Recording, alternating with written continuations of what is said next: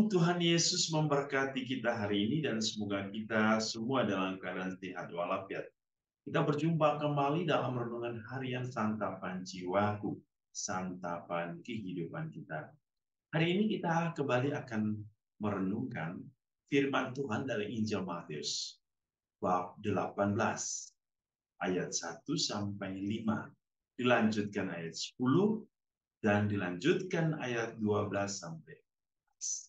Mari kita bersama-sama mendengarkan firman Tuhan. Inilah Injil suci menurut Matius. Sekali peristiwa, datanglah murid-murid dan bertanya kepada Yesus, siapakah yang terbesar dalam kerajaan surga? Maka Yesus memanggil seorang anak kecil dan menempatkannya di tengah-tengah mereka. Lalu ia berkata, aku berkata kepadamu, sesungguhnya jika kamu tidak bertobat dan menjadi seperti anak kecil ini, kamu tidak akan masuk dalam kerajaan surga. Sedangkan barang siapa merendahkan diri dan menjadi seperti anak kecil ini, dialah yang terbesar dalam kerajaan surga. Dan barang siapa menyambut seorang anak seperti ini dalam namaku, ia menyambut aku. Ingatlah, jangan menganggap rendah seorang dari anak-anak kecil ini. Dan aku berkata kepadamu, ada malaikat mereka di surga yang selalu memandang wajah Bapakku yang di surga. Bagaimana pendapatmu? Jika seorang mempunyai 100 ekor domba dan seekor di antaranya sesat, tidakkah ia akan meninggalkan yang 99 ekor di pegunungan dan pergi mencari yang sesat itu? Dan aku berkata kepadamu, sesungguhnya jika ia berhasil menemukannya, lebih besar kegembiraannya atas yang seekor itu daripada atas yang ke-99 ekor yang tidak sesat. Demikian juga Bapamu yang di surga tidak menghendaki supaya seorang pun dari anak-anak ini hilang. Demikianlah sabda Tuhan, terpujilah Kristus.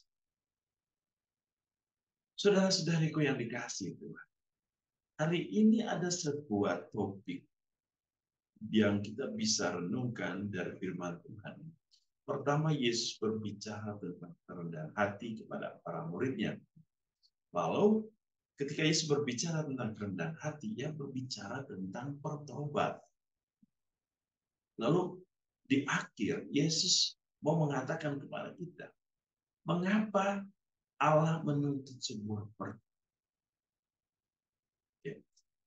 Dasar dari sebuah pertobatan, dasar dari sebuah rekonsiliasi antara Allah dan manusia, manusia dengan Allah, manusia dengan sesama adalah sikap kerendahan.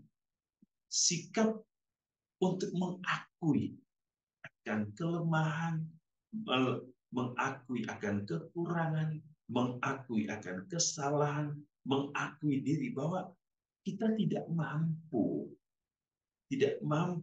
kita tidak punya kuasa, kita tidak punya apa-apa di depan Allah. Maka kita membutuhkan sebuah kekuatan besar yang memampukan kita untuk melihat rahmat Allah, untuk melihat cahaya, untuk melihat wajah Allah. Maka sikap kerendahan hati adalah dasar permulaan dari sebuah pertobatan. Pertobatan adalah sebuah proses di mana manusia menerima kasih karunia kekudusan dari Tuhan. Manusia menerima rahmat pengampunan dari Tuhan. Di akhir kita mendengar, mengapa Tuhan ingin kita itu rendah hati untuk mencapai pertobatan? Karena bagi Tuhan, semua kita berharga. Dia mengatakan, surga membutuhkan. Bapa tidak menghendaki agar ada seorang pun dari anak-anaknya hilang. Maka kita diundang hari ini. Diundang untuk apa? Untuk jangan menganggap remeh. Pertama, akan rahmat pengampun. Jangan menganggap remeh akan kasih karunia. Yang kedua, jangan menganggap remeh orang lain di dalamnya. Karena di sini Yesus berbicara tentang kerendahan hati dan kesombongan. Menganggap remeh orang lain itu sebuah kesombongan. Seolah-olah bahwa dia lebih hebat, lebih kuat.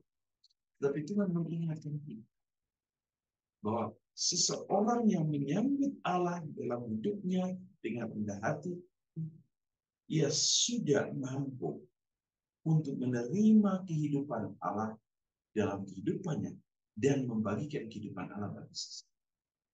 Maka Tuhan Yesus hari ini menuntut kita untuk mempunyai sikap kerendahan hati, melepaskan keegoan kita, melepaskan kesombongan kita, menaruh seluruh kekuatan harapan kita kepada Allah, mampu untuk mengintrospeksi, melihat diri kita, kemampuan kita, talenta kita, satu sisi, mampu juga melihat kelemahan dan kekurangan kita, agar kita mau berubah, agar kita mau juga diubah oleh Allah maupun oleh sesama. Mari Tuhan Yesus mengundang kita hari ini. Oh, yang terbesar di dalam kerajaan surga adalah seseorang yang dengan rendah hati menerima kasih karunia Allah dan memohon pengampunan dari Allah dan mengalami pembaharuan hidup dalam sebuah pertobatan di dalam Allah.